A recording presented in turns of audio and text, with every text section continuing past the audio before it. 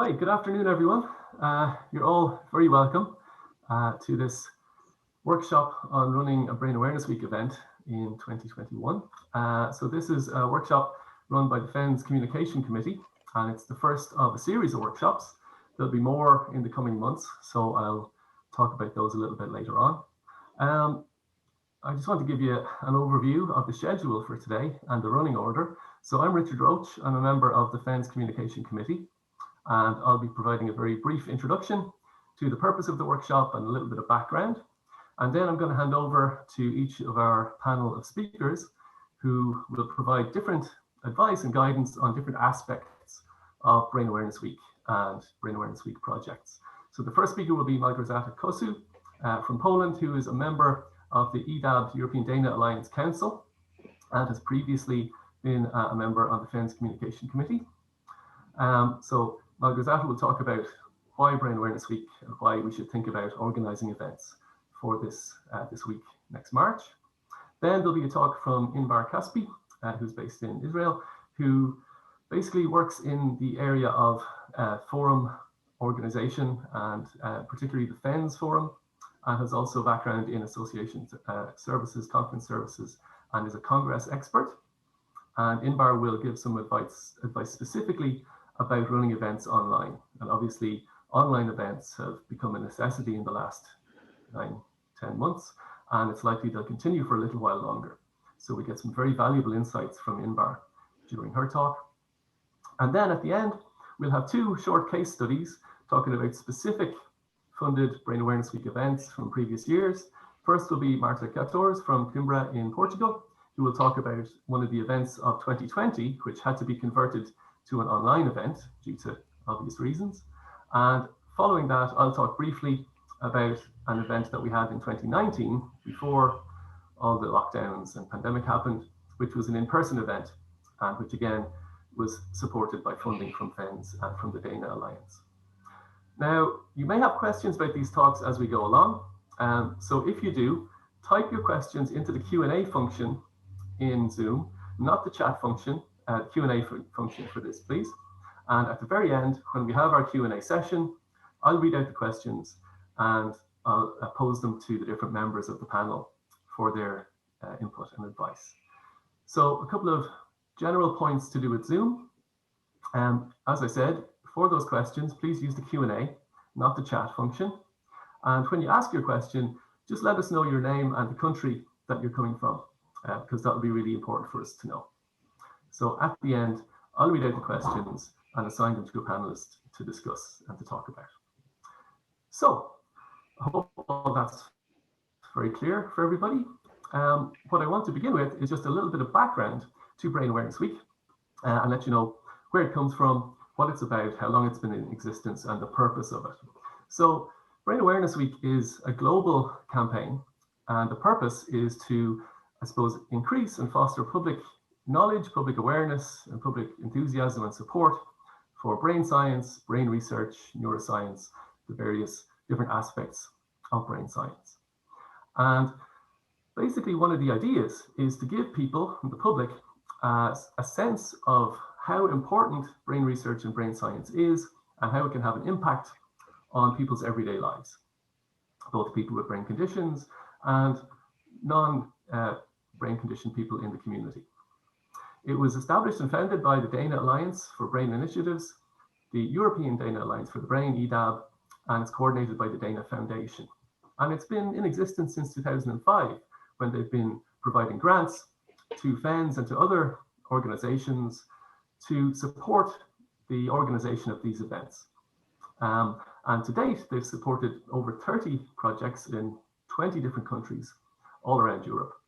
And they've been traditionally a tremendous success and a really important vehicle for public engagement, for outreach, for advocacy, and really helped to make the case of why brain research is so important. And that has knock-on impacts on the amount of funding that can be diverted to brain research in different countries. So it serves a very important function, a really crucial one.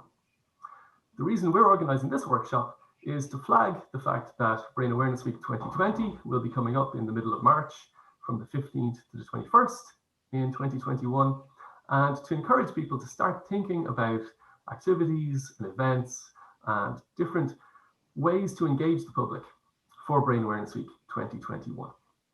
Now, the map on the left here shows the countries that have received funding and support from FENS and DANA since 2005. And the next slide contains a breakdown of the countries that have applied for these grants from 2016 to 2020.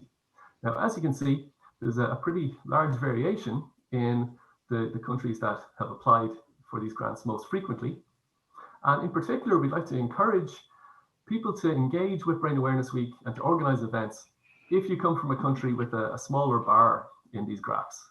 So these are applications by country, and you can see that there are some countries that are definitely underrepresented in terms of their applications for activities and for support. And these are the successful applications. So again, you can see some countries are very successful in terms of their funding applications for activities, whereas other countries are less successful, and we'd really like to encourage more engagement and more events to be organized in those countries in particular, if you're towards the right of this graph. So what I'd like to do now is hand over to our first speaker. So our first speaker is Małgorzata Kossut, who is a professor of neuroscience and head of lab in neuroplasticity at the Nenke Institute in Warsaw. She was a Howard Hughes Medical Institute Foreign Scholar and a senior Fulbright Scholar. As I mentioned, she's a former member of the FENS Communication Committee and a council member of the European DANA Alliance for the Brain. And she's going to talk to us a little bit today about what they tend to look for in relation to funded projects. So I'll hand over to Małgorzata. Good afternoon. I have no PowerPoint presentation and just want to say a few words. I have been with the Brain Awareness Week since its inception. It began functioning in Europe shortly after establishment of the EDAB, European-Dana Alliance for the Brain, and which was a couple of years, it was 1996, and we started a couple of years after Brain Awareness Week took off in the United States. We follow the schedule of the United States DANA events, and like you know, Brain Awareness Week in Europe happens in the middle of March. The reason for this timing is that in the United States, it is the time of construction of the budget for next year. It was hoped that neuroscientists would share knowledge about the brain, particularly about brain diseases, with normal people.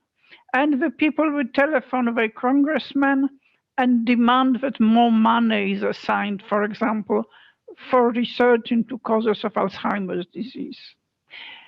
I do not think this is the way things are done in Europe. Policymakers are way too busy with their own stuff, and we do the Brain Awareness Week just for fun.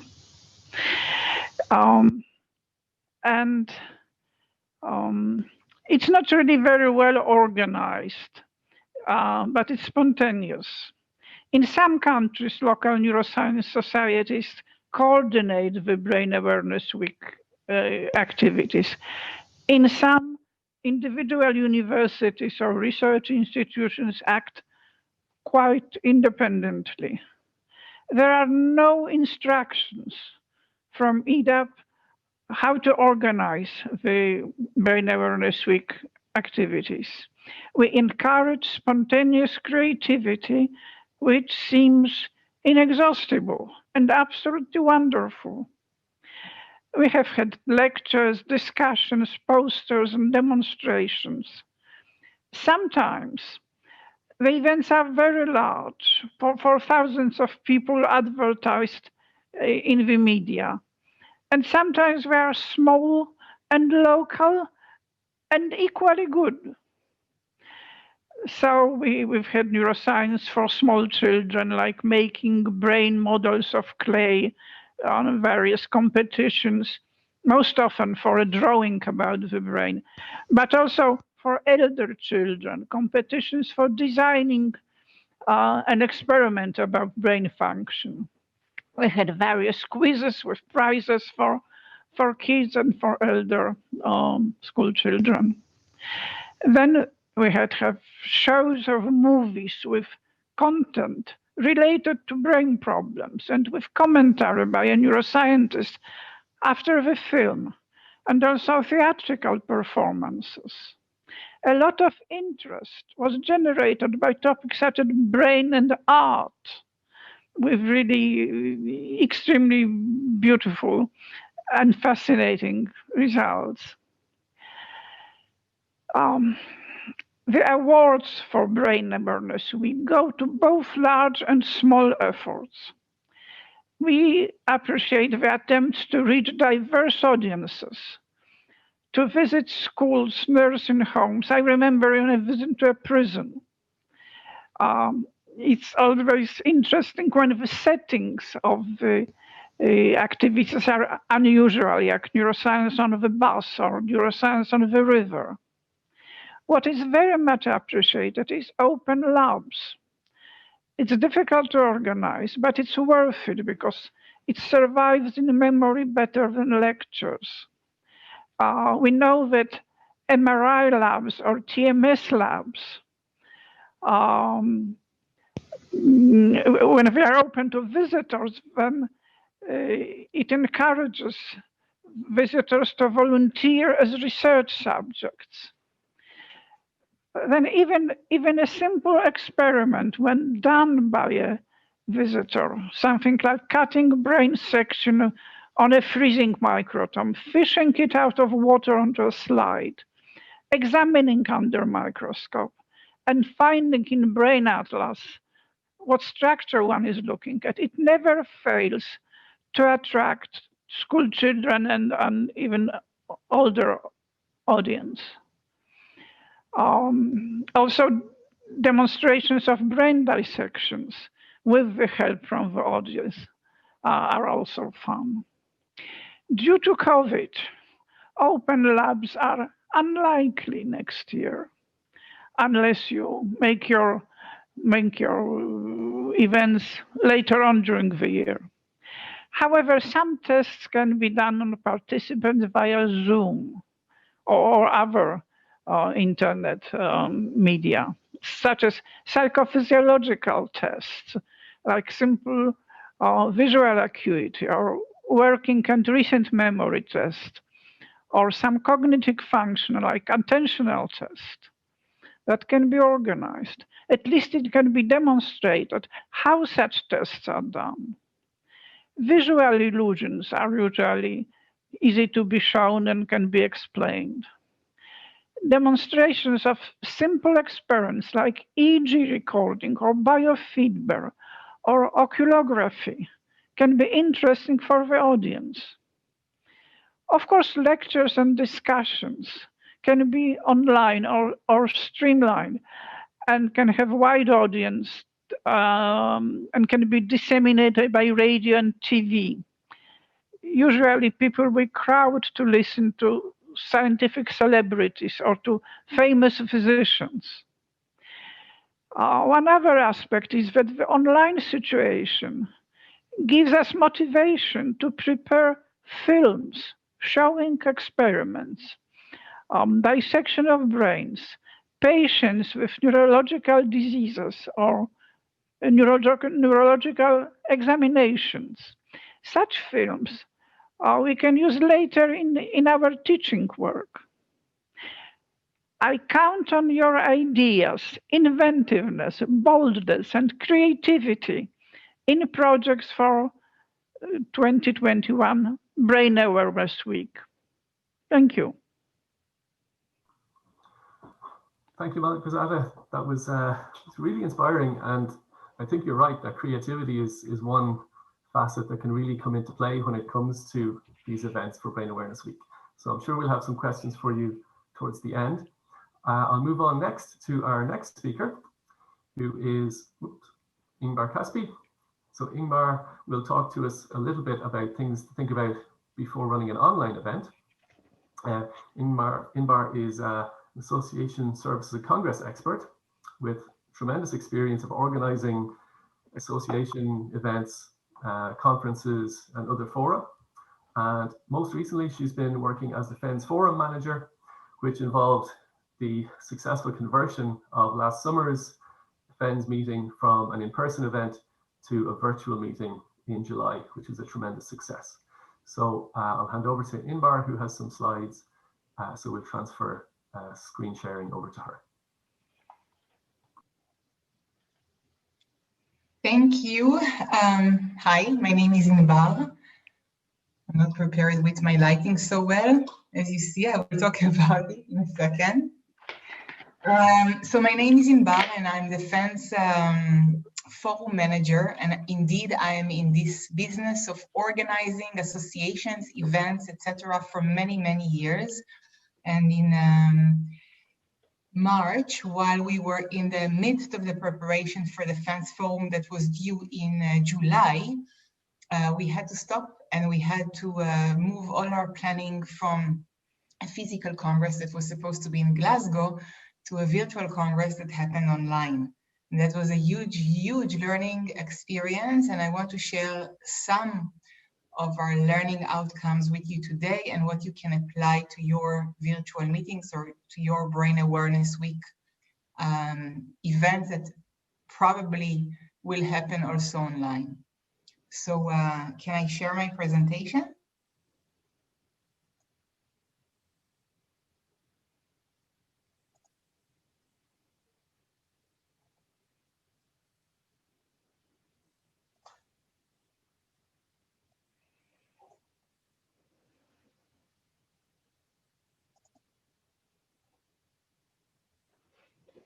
Okay. So, Brain Awareness Week and what to consider when you're planning your virtual event.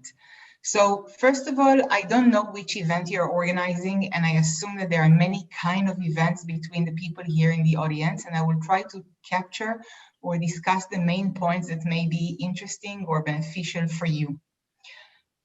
What to consider when planning a virtual event. First one, and this is a very important discussion, is what is your goal?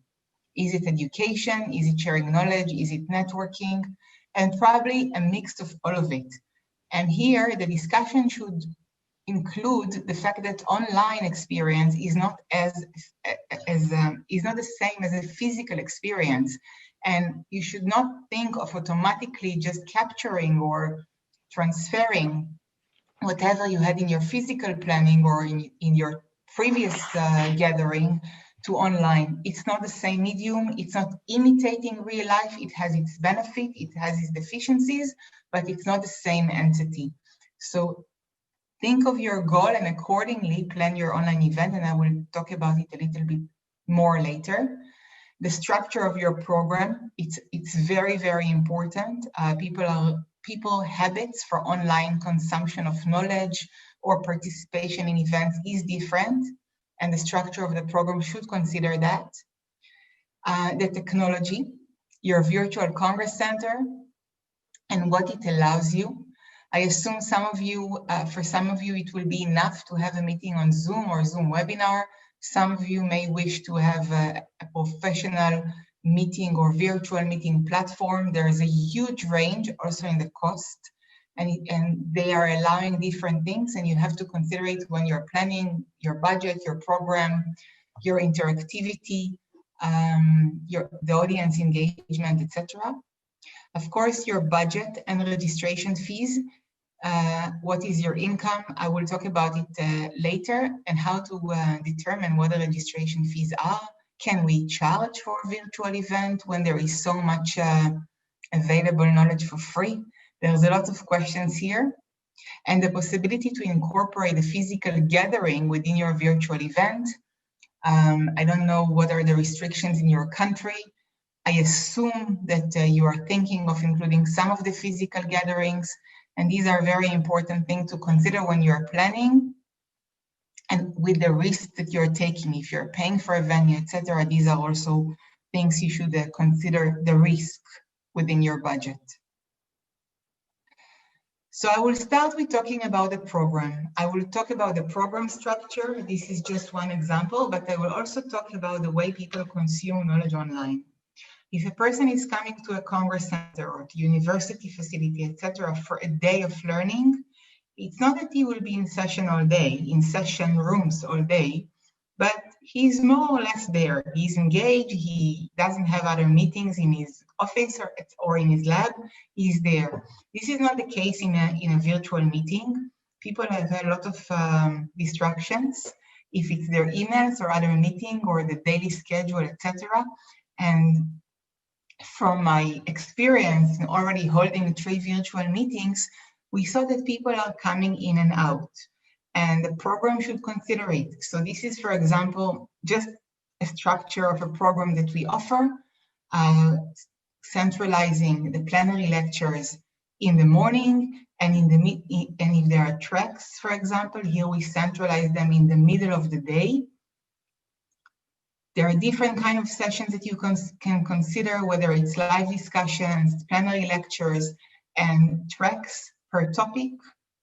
Please consider to have large breaks so people can do their emails and can do their office chores or whatever they're planning. Otherwise, they will not attend the sessions. You can even break the day or your program into having 2 mornings or 2 evenings. You can have a networking event. You don't have to have a full day. You can dissect it and plan it as you want because the participation habit is different. And remember that when you're planning your program. I want to talk a little bit about the role of the speakers and the moderators, and about how a program looks online when it's a virtual meeting. Again, I'm not sure that all of you are planning a conference or a meeting, a day of meeting maybe you have an evening event, maybe you have a panel, etc. But here I'm talking about a full day meeting or a full day program and how to relate to that.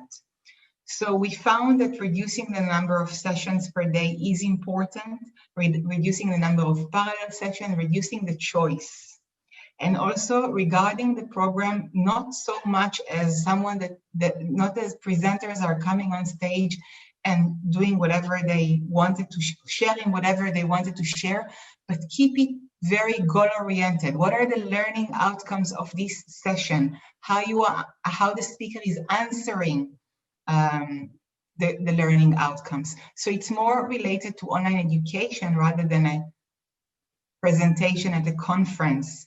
In my experience, I'm limiting the speaker to 10 to maximum 15 minutes of a usually pre-recorded presentation, followed by a long live discussion that is engaging people. And if the technology, even by the way, in Zoom webinars, you can, after the presentation, bring the participants, with their video or with their voice to ask the question and discuss with the speaker.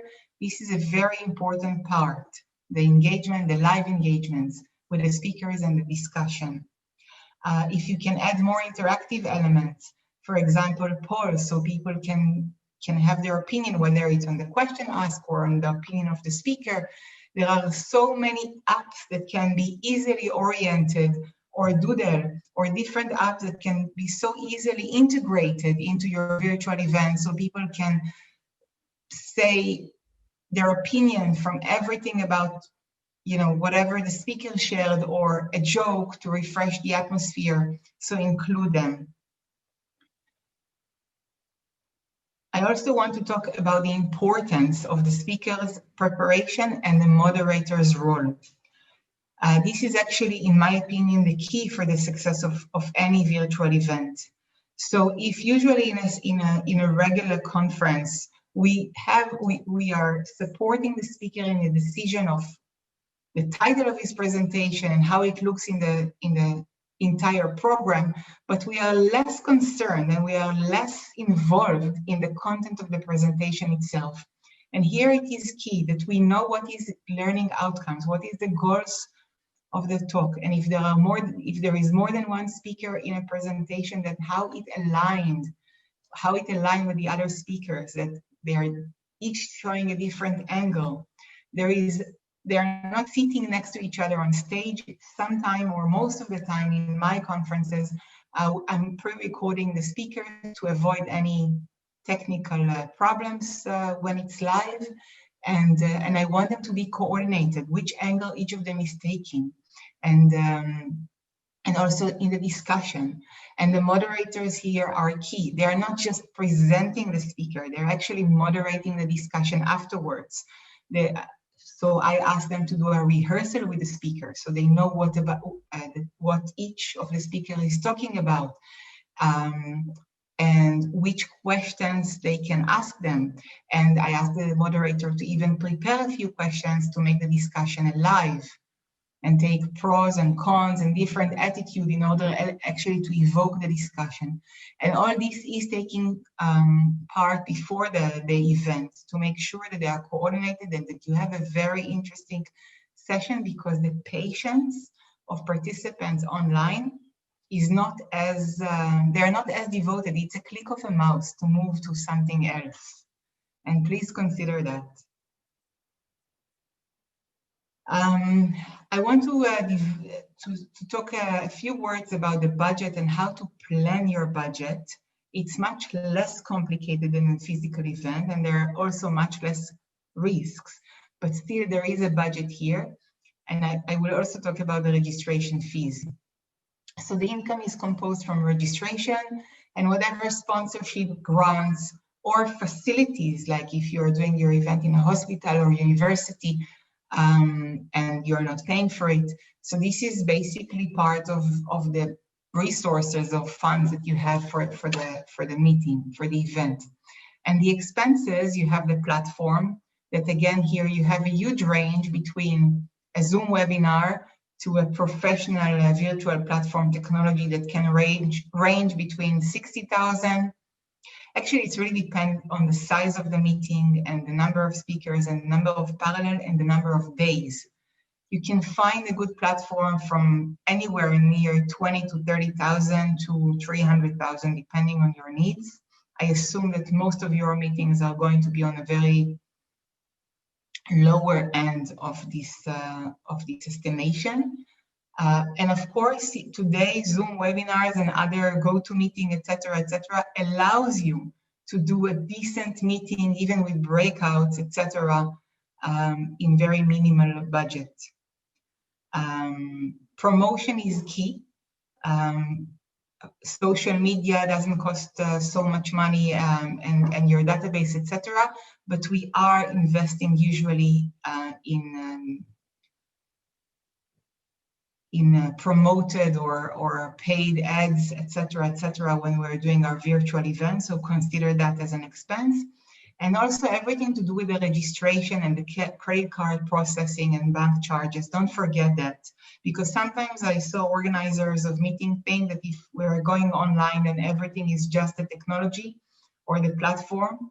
But you have to remember that you still have some admins or operations to do around it. Before moving to the virtual event basic, I do want to say a few words about registration fees, because I'm asked a lot about it. Before, it was kind of easy when it's a physical event and people know, or participants know, that there are expenses like the Congress Center and the lights and the sound, etc. And many virtual Congress organizers are tempted to offer their meetings for free. So I want to say that there are still expenses and risks, even though it's a smaller budget or a smaller cost or less budget lines to consider, there are still costs. And on the other hand, there is huge amount of free knowledge out there. I agree, but selling, and sorry for using this word, or offering curated, validated knowledge online has value. So do not be shy to charge for it. It actually shows that you made the effort to curate this knowledge and bring it to them, even if the speakers are not getting money. And this is okay. It's also putting your knowledge, not hand in hand or not side by side with free knowledge. It is not curated and is available in abundance everywhere. So my tendency is to charge for virtual event and to allow everybody to be there, whether it's with grants or student fees, etc., but to charge a meaningful amount. So people are also committed to come and also understand that the knowledge you're sharing has value. This is my take on it. I just want to say a few words about virtual event basics here. Whether you're using a professional platform or a Zoom webinar, remember that this is your stage and you should adopt a professional attitude. You should have moderators to support you in allocating the questions. And you should make sure that your speakers look professional. For example, I am failing here with the light. I have a proper microphone that I just purchased. So I'm also, that is attached here, a lavalier microphone. And I don't have yet a very professional camera. So I'm purchasing all that now. It costs actually not much to have professional equipment at home. And this is something that I think you should support your speaker with, even with giving them advice about how to do a professional home recording. And I would invest in speakers and moderators rehearsal. Even for this meeting, we had the short rehearsal. It's not so much for me to know what I'm talking about, but it's more to integrate me or introduce me to the atmosphere and, and create these expectations and match expectations also. It's very important. Availability of backup and contingency plans, IT support. If you have a large meeting, I would definitely have an IT technician, even if it's a Zoom webinar. And of course, check the internet and whatever is needed for support and backup. Live or pre-recorded session, my tendency is to pre-record presentation and then have a live interactive session afterwards. This is only my advice, but you can of course do whatever you feel comfortable with. And a very important tip is add audience engagement tools. The live Q&A discussion is key, and as much as possible, avoid just chat questions, but you can bring your participants live for the discussion, gamification tools, polls, evaluation after the meeting, whatever you can in order to involve your audience and provoke interactions. That was my presentation, and I'm open for questions. Many thanks, Inbar. That was fascinating, and again, I'm sure we'll have lots of questions for you at the end. I'm going to swap back to my screen now briefly while I introduce our next speaker. So the next part of today's talk is going to be where we talk through a couple of short case studies and examples of different Brain Awareness Week events. And the first one will be from Marta, who is based in Portugal in the University of Coimbra. She's been working as a science communicator in recent years, and as such, she integrates the Science Communication Office of the Centre of Neuroscience and Cell Biology at Coimbra, where she coordinates outreach initiatives and educational projects. And she's going to talk to us a little bit about a funded project from 2020, which had to be converted to an online format. So I'll swap my screen over again. And Marta, you can begin when you're ready. Hi, everyone. Let me just share my screen. So I guess now is it okay with the screen? Yes, okay. So first of all, thank you so much for joining. I would like to say that, as Richard said, I'm working for the Science Communication Office at the Center for Neuroscience and Cell Biology of the University of Coimbra, and the activities that I'm going to present were organized not only by me, but of course for the entire team. And also they were organized in collaboration with another scientific research institution in Coimbra, as we are part of the same consortium. So just to, just to give you a brief context of our work over the last years. So our researchers have been celebrating Brain Awareness Week for a long time. In 2009, so the second office was established, and since then the activities are coordinated by us as a team. And so as because we have been celebrating Brain Awareness Week for a long time, we have now an extensive network of partners. So we have been working with schools, science centers, the city council, a theater company, and so on. And also, in addition to the support of FENS and the foundation, the financial support, we also have in Portugal the support from Ciência Viva, the National Agency for Scientific and Technological Culture, and the Portuguese Society for Neuroscience, that both coordinate the Brain Awareness Week activities in Portugal. So now I'm going to present you some of our activities, and before I move on to this year activities, I would like to show you some of our activities before this pandemic situation. And usually we used to organize, of course, mainly face-to-face activities. We go to schools, and we also organize activities with other groups, such as senior organizations and patients organizations. And for that, we usually open public calls through social media, for instance, and everyone is invited to ask for these visits and also to visit our labs. So we have also open labs. And also in public venues, we usually organize different activities in places such as gardens, pubs, and also public transportation. But then, of course, this year we, even though we applied for funding as with the regular activities, face-to-face activities, we had to cancel everything and to do it online. And what we did in October, we did one face-to-face activity. It was a science and art performance in collaboration with the local theater company. I can give you more details if you want to in the end. But moving online, we did the online debate in collaboration with the Portuguese Society for Neurosciences. We have gathered different researchers, actually not only from our institute, but for different institutes in Portugal. And we also organized several online sessions with high school students. And now to give you some practical tips on how to run an engaging event. So first of all, it doesn't matter if it's a online or face-to-face event.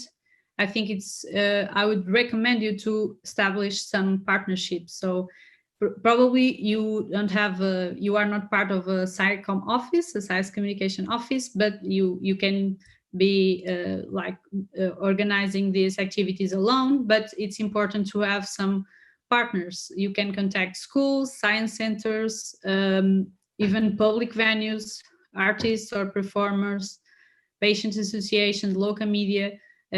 It's really important. And then it's important to keep in mind and to define in advance your communication plan. So what do you want to communicate? How, when, where, who is your audience, and how are you going to disseminate your activity in advance? Then moving to regarding online events, I would say that you can organize and engage through video. For instance, we at our center we have two types of videos that we are releasing. One is Ask Researchers, where we answer questions from the public, and the other one is Selfie Science, where basically we explain scientific research, our research topics through schemes, as you see here. And of course, you can also do it online, live. We have done this during Brain Awareness Week. As I said before, we organized one event and also online sessions with schools. And also during the lockdown, we had these online lectures from with our researchers, basically presenting their research live on YouTube. So you have different online platforms that you can use to communicate. And finally, to engage your audience, as Inbar said before, I would recommend you to use, for instance, live polls platforms. So during our online sessions with schools, we have used a platform called Poll Everywhere, but you have many other similar platforms. And basically, these platforms allow you to create questions. You have a lot of different options, such as multiple choice and open-ended questions.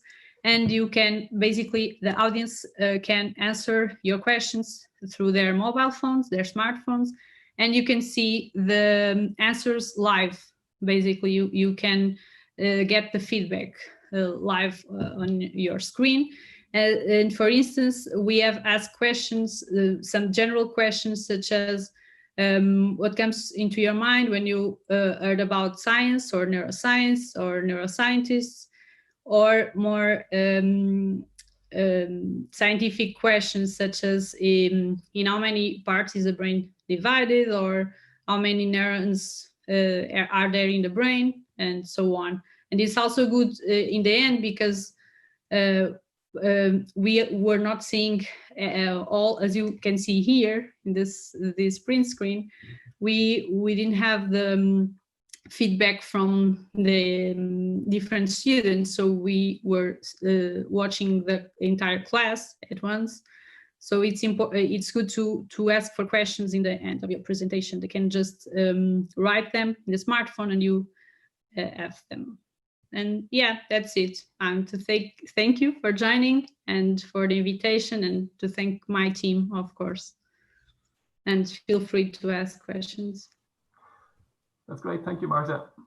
Some really wonderful ideas there for possible events and ways to link in with other people in the community.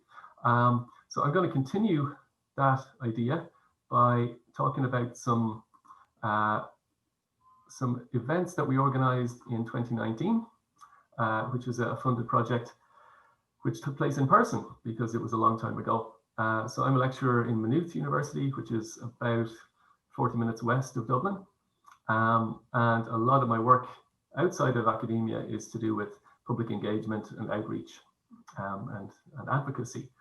In particular, I'm going to talk about this Dana FENS funded event from 2019, which we call Painting Music, which I organised in collaboration with Neuroscience Ireland, which is the national neuroscience organisation for Ireland, which I've been involved with since 2005. So I'll talk briefly about Brain Awareness Week in Ireland in general, and then specifically about this event, Painting Music. So traditionally, the Brain Awareness Week calendar of events in Ireland has been organised jointly by the Neurological Alliance of Ireland, which is an umbrella group for patient and charities and organisations, and Neuroscience Ireland, which is the National Society for Neuroscience.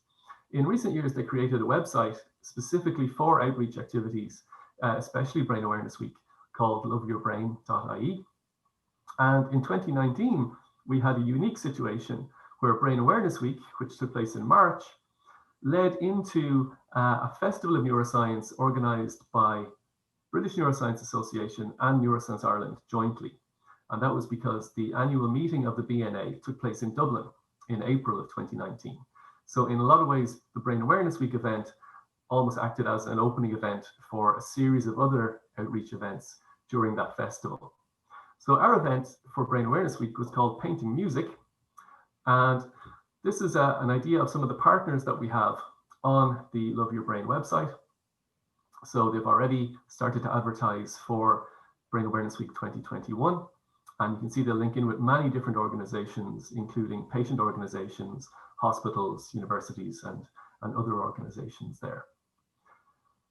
Now for the 2019 campaign, the event launched on March 11th, where we formally launched the Love Your Brain website.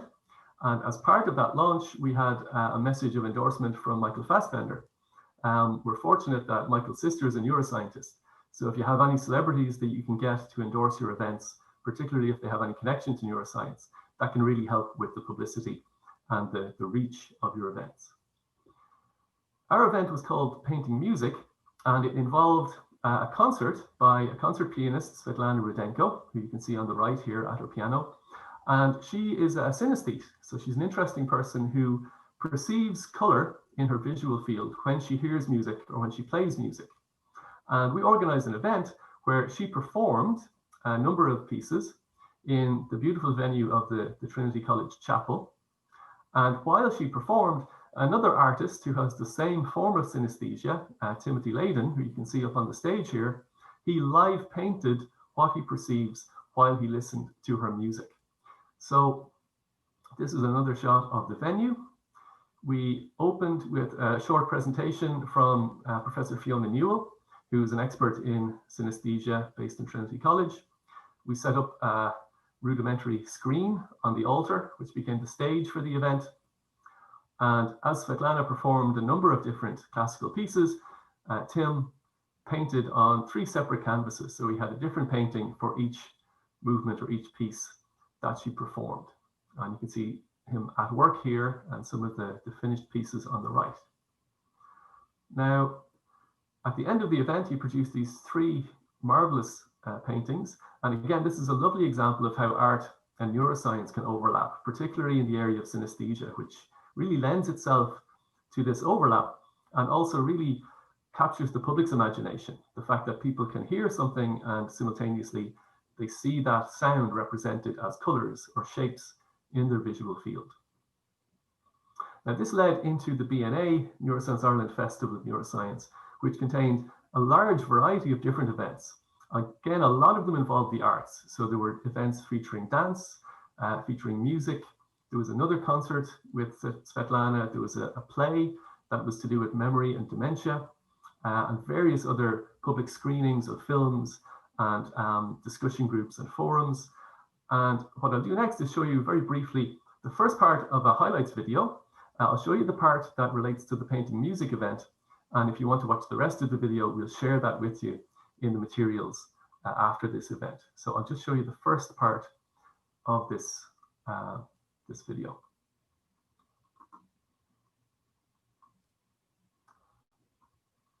Which is not playing. Okay, it seems like the video doesn't want to play, which I should have anticipated, but we'll share that with you later. So moving on, I'll just thank the people who were involved in that event. So specifically, Anya Kelly, who's the president of Neuroscience Ireland, and Mike Rogers from the Neurological Alliance. Also our performers and speakers, Fiona Newell, Svetlana Rudenko, and Timothy Layden, who performed at the event. And there's a photograph of us at the end of that, that evening, which is a really fantastic event and really engaged the public. At the end of the event, the public came up onto the altar and were able to look at the paintings close up and chat with both Tim and Svetlana afterwards, as well as with Fiona and Anya. So, just to remind you, Brain Awareness Week for next year will be between the 15th and the 21st of March. So mark your calendars, and if you're planning an event, aim to host it during that week. And keep an eye on the FENS website and on our various social media accounts for updates. So we're hopeful that some funding support will be available for events again next year. We don't know yet, but we're hopeful that that will be the case. So at this point, I'm going to open the discussion for questions and answers. So I'm going to go into the Q&A. And if you have questions, please type them into the live Q&A, and then I'll put the questions to the various members of the panel, depending on the specific content. So the first question that we have is from Rui Rodriguez, who mentions that the session is being recorded and will it be available afterwards? So it will. All the resources that you see today, slides, the recording, and that video that failed to play will be available afterwards and will be shared with you. Also, I should mention that you may be asked to fill out a short survey after this event. which will just get your opinion or your reaction to the content and if you found it useful. So I hope that answers that question, Rui. If there are any more questions, please feel free to drop them into the chat. And if any of my panelists have anything they'd like to add, we have one from Natasha in Belgium. So what is the single most important thing you would recommend to make an online event a success? So I suppose this is a question that we could pose to any of our panelists really, but maybe we should start with, I suppose, first with Marta and then maybe with Inbar, and if Małgorzata wants to come in, please feel free.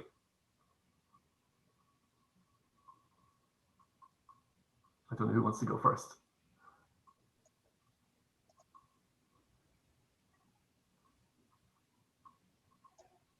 Inbar, you've unmuted yourself, so maybe if you want to answer that one, you can start. Yeah, there is not one single thing that makes an event a success. But if there is something that is going to really make a difference, is that if you invest not only in making a presentation or share good knowledge, but if you make it interactive and engaging to your audience. This is for me the key, and this is the challenge also for online. That's a great point. May I try? Yeah, please.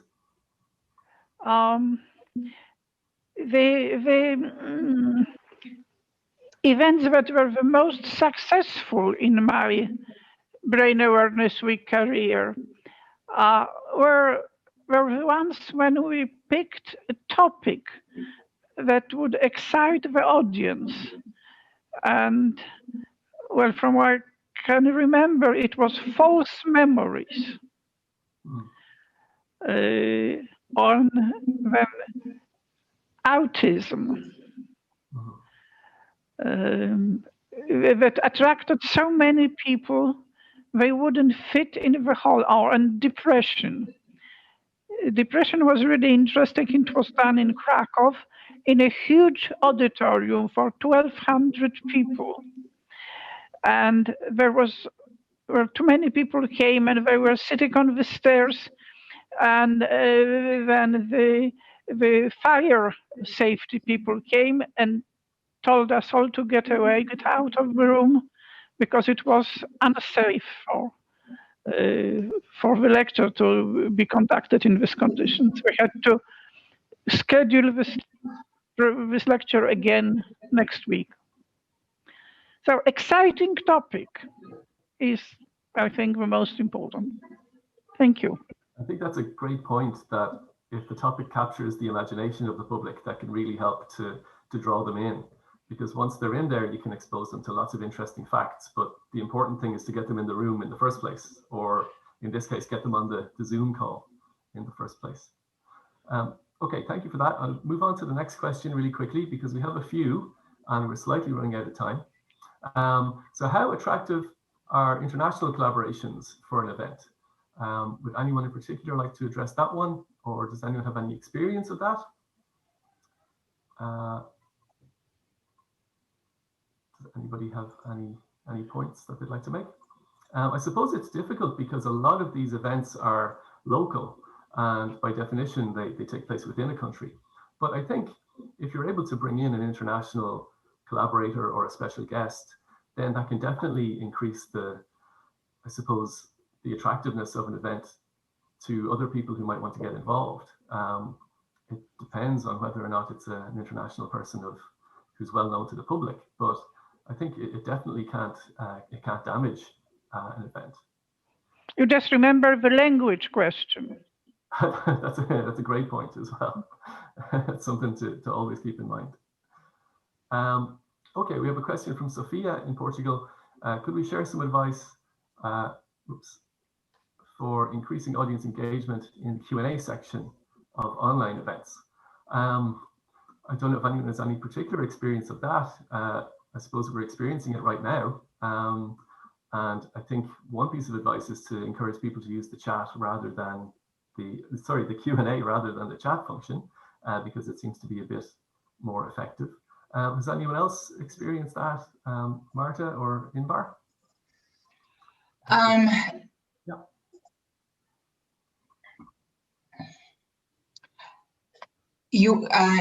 The question was about audience engagement and what tools are available. There are a lot of tools and apps, etc., that are available. I don't know all of them, but it's very easy to find them and integrate them. The most important thing is to find interesting questions to ask the audience, to make the meeting very vibrant. So it's not one session after the other, but you can even, include a few minutes of stretching or an activity of music and etc. that people will stretch themselves. Make them emotionally involved about things they care, so you can lobby or do things that, make it variable. It's not just sharing of knowledge. And also about sharing of knowledge, because basically whatever we are selling here is not knowledge. We are not selling networking or coffee or visit to a foreign country or meeting new people. We are not selling all that. Sorry for using the word selling, but if I'm looking at our event as a product, then we are selling knowledge. So make sure that your speakers are good and that they know how to speak online. Yeah, that's a great point. And I think most people have become very skilled at presenting online in the last 10 months or so. So, there should be plenty of people who have experience of that at this point. Richard, I would just like to say that, as I mentioned before during my presentation, we don't have much experience with these Q&A chats from Zoom, but what we did with the high school students, we used this live pools platform, and actually I was a bit surprised because the feedback was really good. And it was basically, in the end of our presentation, we allowed them to raise their questions through their mobile phones, and we could see them, and it was anonymous. So I think it was much better than it was before in face-to-face classrooms, probably because they were not ashamed, because nobody knows who is asking what. And yeah, so I think I just recommend that, because it was we had really good feedback. Yeah, that's a great point. And I think particularly if you're trying to engage different age groups and different types of audience, engaging with the way that's most comfortable for them. I'm sure texting or via WhatsApp is very comfortable for students at the moment, is a really smart thing to do. Okay, the next couple of questions are kind of similar, and they both ask about funding for events in 2021. So I just advise you to really keep an eye on the FENS website and on our social media over the next few weeks and months. And hopefully we'll have some news about that in the near future. Okay, so advice to give someone organizing a Brain Awareness Week event for the first time. That's a great question. I suppose the best advice I could give is to definitely do it. It's a great thing to do. And maybe to encourage you to reach out to other people and to engage with other people, and don't do it all yourself, because the more people you involve, the better the event often is. Does anyone on the panel want to address that one? Has anyone had experience of doing it for the first time? Or were you all very experienced when you did your first Brain Awareness Week event? And probably I'll just echo what Małgorzata and actually all the speakers said, is to be creative and to not be limited in what you plan to do. If you have an idea, just talk to people and get collaborators. And I'm sure when you share your concept for an event, other people will get on board and they'll find it, engaging and interesting. And the more people you have to help you, the easier it will be to organize it. Anyone want to add anything to that? Or? Well, yes, I think it would be good to have some social media support.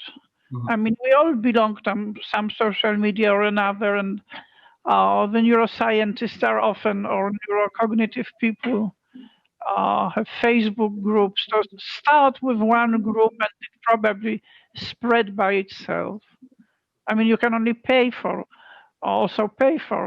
spreading the information, but it's not worth it, because if you have a support of your social media group, that should really be enough. Yeah, that's a great point as well, that social media is a really powerful tool and it can be used very effectively for these events. I've got a question from Azlina, who's asking about fun giveaways, if there are resources where we can access things like brain pencils, brain erasers, things that can be given to the public on the day. So is anyone aware of resources like that or places where you can get them? Dana used to have them, and initially you would just ask and they will send it for free, but I'm afraid lately there is some charge to it, and there's also lots of stuff that you can purchase on the internet if you have the FENS. Okay. Yeah, I mean, it is nice if there's something you can give people when they attend an event, even if it's something as simple as a flyer or a leaflet or an information brochure. But if it's something fun, that can help even more. Okay, I have a question from Anna in Portugal. Do you think it's possible to run events and discussions online only on social media? So has anyone had experience of doing something purely on social media? Something via Twitter or Instagram or any of those platforms? Well, I don't have experience with running the event on social media, but I think it's a splendid idea and worth trying. Try it and let us know. Yeah, I agree. I think particularly because in a platform like Twitter, you can organize simple polls and you can ask people to vote for different things. So it can become quite interactive in a very easy way. And, you know, it's free as well. So that's a really nice attraction to that media, that type of media. Okay, I have a question from Myrto in Greece. So we haven't discussed incorporation of physical events during a virtual conference. So maybe this is one we could address towards Inbar, who's had the most recent experience of a virtual conference. The incorporation of physical events during a virtual conference, is it possible that there might be some sort of hybrid format of conferences for the future? Yes, definitely. First of all, hybrid is a new buzzword. Now we are obviously thinking of how the life after the pandemic will look, and hybrid is what we are going to have. Again, because we don't know if it will be possible to meet physically in the next months, what will be the limitation and so on. I would definitely include physical meetings, especially if they're in the same city or same country, but minimize the risks. So if you're booking a venue, then make sure that you don't have to have you have a cancellation clause. This is one thing. This is about managing the risk here. And about having a physical event incorporated into a virtual event, yes, if you have a good cameraman in the room, that definitely can broadcast it and do an on-site studio and an online studio, and you just need a professional IT person at least, if not a platform, to allow you these connections professionally. But it's actually very easy. Technology today is super evolved and not so expensive. Yeah, that's a great point. Thanks, Inbar. So maybe one final question before we finish, because I know we're a little over time. So we have a question from Manon. What would be the budget range for a 2-hour event with brief introduction presentation guiding towards an online live experiment, followed by Q&A and immediate presentation of results? And what would the ethics for that be? It sounds like a great and very ambitious event. I don't know if anyone on the panel has any advice or guidance on that. I think if people are going to take part in some form of live experiment, you would probably need some sort of consent and ethical approval, or maybe just at least some sort of signature at the beginning. But does anyone have any experience of anything similar, a live experiment? What is the cost of the live? There is not one kind of live experiment. I mean, it sounds like a regular meeting that can even be done on a Zoom webinar, apart from the live experiment part. Yeah, I suppose it will depend on what you wanted to do. specific. Yes, I assume that if it's an event like a live experiment in the lab, a professional video photographer in the lab, or even two that you can cut between one to the other, is the extra cost here. Yeah. Okay, I'm afraid that's probably all the time we have. We've gone a little over. Now, I know there may be more questions, but we can try and address those afterwards. So let me just close the chat and very finally just thank everyone for their involvement. So I'd like to thank all our speakers. So Małgorzata, Inbar, and Marta, thank you so much for your presentations and your really valuable points and advice. Thanks to our organizers, Louise, Andrea, and Joshua. And just to remind you, this is part of an ongoing series of communication workshops from the Communications Committee. So they're being organized with support from the Dana Foundation, and there'll be further events throughout the next year. So watch out for the next one in the spring. Also keep an eye on our social media and on the FENS website.